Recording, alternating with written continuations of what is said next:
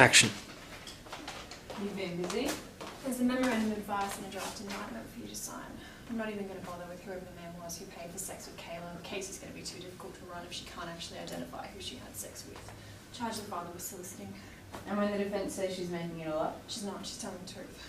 The truth isn't an issue. This girl's brain damaged. She can't give any evidence that is remotely credible to a jury. No, in the memo I've set out the way a court can reliably assess the brain of a damaged victim.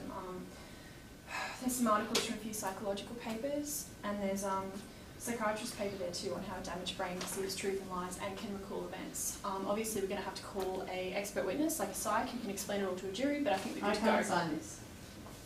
Hey, you don't approve the charge. Why not?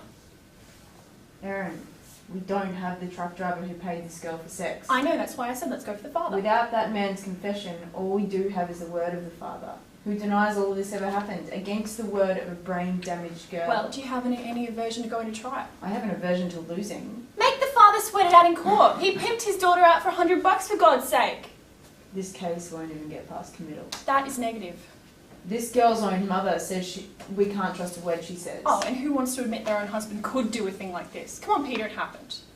This is the kind of case we should be going after. We're supposed to be here to protect the public interest. Okay? We should be trying to get a conviction.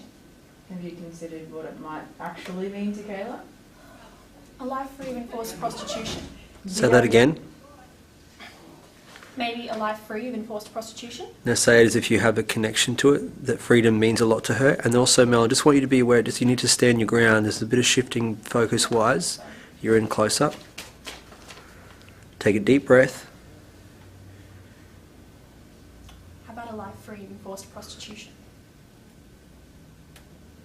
The OCS would get involved.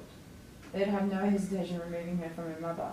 If they think she failed to protect her, you'd be taking her away from her family.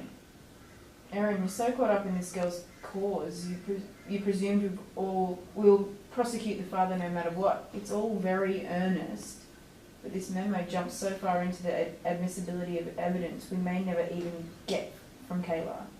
Sorry, there's no chance of success at trial.